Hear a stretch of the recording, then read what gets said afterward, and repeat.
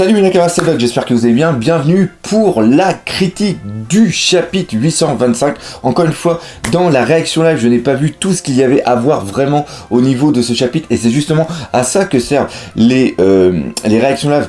Ils servent justement à montrer un premier aperçu au niveau du chapitre. Et après, on voit bien la différence qu'il y a avec les critiques analyses qui là permettent de voir les choses en détail. Et d'ailleurs, il y a tellement de choses qu'il y a eu dans ce chapitre que je pense que cette vidéo va être en deux parties. On va parler de quoi? On va parler tout simplement de la Lolabis, on va parler de Big Mom, de la relation qu'il peut y avoir justement avec Alice au Pays des Merveilles, on va parler du Garma 66, on va parler de l'équipage de Luffy qui est dans une mauvaise posture, et on va parler aussi de Sanji. Bref, plein d'informations, et on va voir ça en détail dans la critique analyse du chapitre de la semaine, le chapitre 825.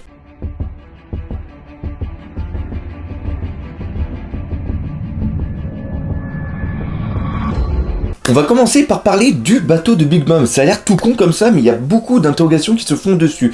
Beaucoup pensaient que c'était un bateau qui avait justement un fruit du démon. Et moi, j'avais parlé dans une vidéo, je ne sais plus quand, que personnellement, je pensais que c'était Big Mom qui créait toutes ces choses, c'est-à-dire que le bateau est une création de Big Mom, c'est-à-dire qu'elle mange beaucoup de bonbons. Alors elle mange vraiment énormément de bonbons et de gâteaux pour pouvoir créer quelque chose. Et après, on sait aussi qu'elle mange des personnes, et peut-être qu'elle arrive comme Wapol justement à faire un amalgame entre les deux pour donner une sorte de conscience à l'objet. Alors vous allez me dire, comme je viens de le dire justement, que c'est un petit peu redondant par rapport au pouvoir de Wapol, mais ça on l'a déjà vu au niveau de One Piece, c'est-à-dire qu'il existe des pouvoirs qui sont présents dans les mers, comme on l'avait vu par exemple avec Alabasta, avec, je me rappelle plus les noms, je crois qu'il y avait Mr. Five qui avait justement une sorte de fruit de l'explosion, et après il y avait Miss 6, celle qui avait le qui avait justement le parapluie. Là ça s'appelle un beau trou de mémoire. En plus, je l'avais marqué, j'avais fait les recherches. Bon, enfin bref, vous voyez de quoi je veux parler. Et ces pouvoirs avaient été repris, mais d'une version plus puissante au niveau de Gladius et aussi de Device. Donc, on peut imaginer que Big Mom, en tant que carrément est-ce qu'on peut dire impératrice? Parce qu'on dit les empereurs, mais elle, vu que c'est une femme, serait plutôt impératrice. Tiens, ça c'est une très bonne question. On va dire, vu qu'elle est une Yunko, elle a aussi un pouvoir, mais qui est plus élevé que ceux qui sont déjà d'un niveau normal. Et pourquoi je pense ça? Tout simplement parce qu'on voit que le bateau, il a une proue qui ressemble un petit peu à une face de clown. Et on voit aussi qu'à l'intérieur, la porte a une sorte de visage et aussi une sorte de conscience. Et donc, cette conscience n'est pas une conscience uniforme au niveau du bateau, c'est-à-dire qu'il n'y a pas une conscience pour le bateau en lui-même, mais chacun des objets aurait peut-être une conscience propre. Et ça peut vraiment apporter quelque chose. Imaginez que l'île où est justement Big Mom soit une île que elle est créée au fur et à mesure, et ça pourrait faire un truc totalement fou et totalement dans l'esprit d'Alice au Pays des Merveilles. Et là, il y a beaucoup trop de choses qui nous est montré pour que l'on évite justement ce parallèle entre l'univers qui va être créé au niveau de Big Mom et tout ce qu'il y a au niveau de Alice au Pays des Merveilles. Alors dans le désordre, on a bien sûr, et ça c'était tellement flagrant que quand on l'a vu, ça nous est carrément sauté aux yeux, c'est-à-dire les sortes de soldats qu'on a vu marcher qui font totalement penser au jeu de cartes qu'il y avait justement dans Alice au Pays des Merveilles. Après, le thème de la reine complètement cruelle, ça fait parfaitement penser à la reine de cœur. On a aussi le damier qui est présent, la multitude de portes, et ce qui est important aussi au niveau de la porte, c'est que la porte est de très grande taille. Et il y avait un détail que j'avais complètement zappé, c'est qu'il y a deux poignée de porte au niveau justement de cette porte. C'est-à-dire qu'il y a une poignée de porte qui est à peu près au niveau humain, et après il y a une poignée de porte qui est plus haute, qui elle est plus au niveau géant. Et ça, encore une fois, les différences de taille au niveau d'Alice Alice au Pays des Merveilles est totalement repris dans le manga par rapport à la transposition qu'il y a dans cette porte. On a aussi l'information que la Lolabis, qu'on reparlera tout à l'heure, qui prend justement Gotti par l'oreille, Gotti par l'oreille, et lui dit que si tu fais des conneries, tu vas te faire couper la tête. Et encore une fois, couper la tête est totalement un thème récurrent de la cruauté qu'il y a par rapport à la reine de cœur. Qu'est-ce qu'on a d'autre encore? On a plein. Les personnes qu'on peut voir tenir des cadeaux, on voit qu'ils ont sur la tête une sorte de couronne, mais la couronne fait pas penser à la couronne d'un roi, mais fait plus penser à la couronne qu'on voit au niveau des tours, par exemple, pour un jeu d'échecs. Et ça rappelle aussi complètement que à un moment, c'était Capone, rappelez-vous, c'était dans le chapitre 795 je crois, où on le voit parler à un escargot, à un Denden Mushi, un escargophone, et justement sur cet escargophone, je vais y arriver, il y a cette petite couronne qui est dessus, et ça, encore une fois, ça peut être carrément un thème récurrent au niveau de One Piece, de Big Mom et de Alice au Pays des Merveilles. On va parler maintenant de la Lolabis ou la Lorabis en fonction d'eux, parce que encore une fois les L se prononcent R, et en fonction des traductions, Laura c'était pour la version française, parce qu'il y en a beaucoup qui m'ont dit justement que je m'étais planté dans la version, dans la réaction live, que j'avais dit Laura à la place de Lola, mais je vais m'y retrouver. Les deux sont à peu près bons en fonction de comment, quel truc ça a pris. Moi j'avais pris Laura parce que dans mes souvenirs c'était encore Laura, mais on peut dire que Laura est Lola. Par contre Lola n'est pas Lola.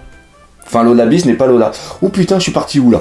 Tout ça pour dire que la fille qu'on a vue, ce n'est pas la Lola qu'on connaît et on va l'appeler Lolabis. Et ça a plusieurs répercussions. Premièrement, il y en a beaucoup qui ont dit que ça ne pouvait pas être elle parce que c'était pas la même coupe de cheveux, c'était pas le même chapeau, ce n'était pas les mêmes dents. Parce qu'elle avait un trou au niveau des dents, donc c'est sûr que ça ne pouvait pas être elle.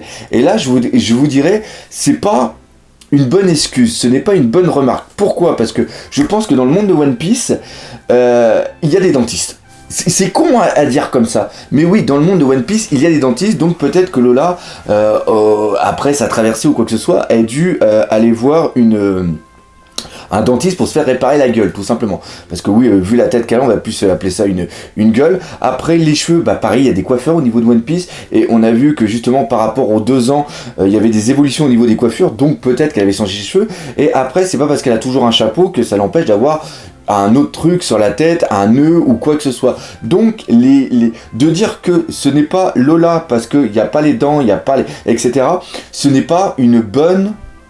C'est pas une bonne excuse, ce n'est pas un bon argument, voilà. C'est ça le mot que je voulais dire. Par contre, quand tu fais des recherches et que tu te rappelles justement quand les Mugiwara, après les 2 ans, sont revenus et qu'on a vu un petit peu tout ce qui se passait à travers le monde avec les répercussions que ça avait, et justement c'est là où on voit que Makino, je crois que c'est ça, elle a un bébé. Là, par contre, ça devient intéressant parce que justement, dans ces petites histoires où on voit aussi tout ce qui se passe au niveau d'Alabasta, etc. Et on voit même, justement, c'est là-dedans qu'on voit Wapple qu'il est dans un nouveau royaume, et maintenant qu'on voit l'apparition. Donc ça, encore une fois, c'est quelque chose qui était dans les chapitres 600. C'est un petit truc, et encore une fois, là, je divague totalement, mais c'est ça qui est important avec One Piece. C'est-à-dire que vous pouvez avoir des petites informations dans un chapitre qui est le chapitre 600 et qu'on voit après les répercussions 200 chapitres plus tard, parce qu'à un moment, on voit Wapple qui est sur un trône, justement, puis on voit que c'est assez dark, c'est assez sombre, donc justement c'est le dark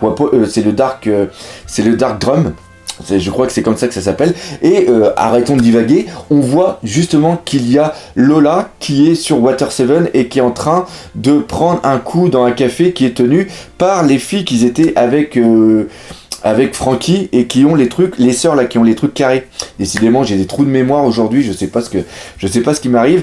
Et voilà. Donc à ce moment-là, quand on regarde Lola, on voit qu'elle a toujours le chapeau, qu'elle a toujours cette coupe de cheveux et qu'elle a toujours son dentiste. Et ça se passe à peu près, on va dire au maximum 1 semaine à 10 jours par rapport aux événements qui sont en train de se passer dans ce chapitre 825. Donc là, oui, on est parfaitement d'accord que la personne qu'on voit sur le bateau de Big Mom n'est pas Lola, mais est Lolabis. Et en quoi ça c'est important? C'est important tout simplement parce que ça nous montre que déjà c'est quelque chose que Eiichiro Oda a voulu nous induire en erreur.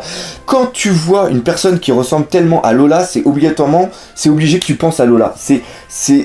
Et encore une fois, c'est à ça que sert la réaction live, c'est à donner la première impression qui n'est pas toujours juste de ce que tu vois. Et comme à la fin de Trailer Back, on apprend que justement Lola donne à Nami une vive carte en lui disant que c'est celle de sa mère et qui est très importante dans le Nouveau Monde, tout de suite on avait fait la corrélation par rapport à Big Mom.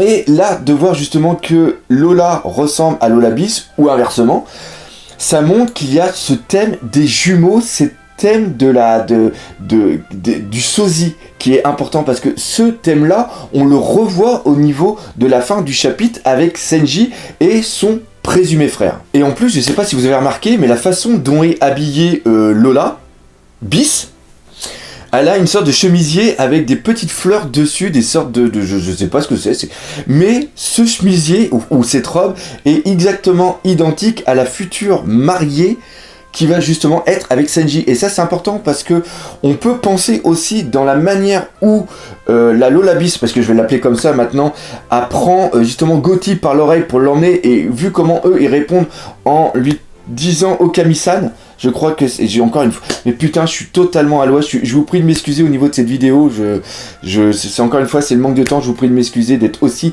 approximatif au niveau de mes termes. Et ça, c'est un terme de respectueux envers la personne, et on peut penser que, vu que le gilet, vu la robe qu'elle possède est à peu près de la même couleur qu'une future mariée, c'est peut-être aussi un habit qu'ont les femmes qui vont se marier ou qui sont mariées, et on peut penser que elle, la Lolabis, est mariée avec Cap'n BG. Pourquoi ? Parce que justement, Peckham nous avait annoncé dans le chapitre 815 que justement pour faire partie de l'équipage et pour pouvoir avoir un certain droit dedans, il faut qu'il y ait une alliance de sang qui soit faite.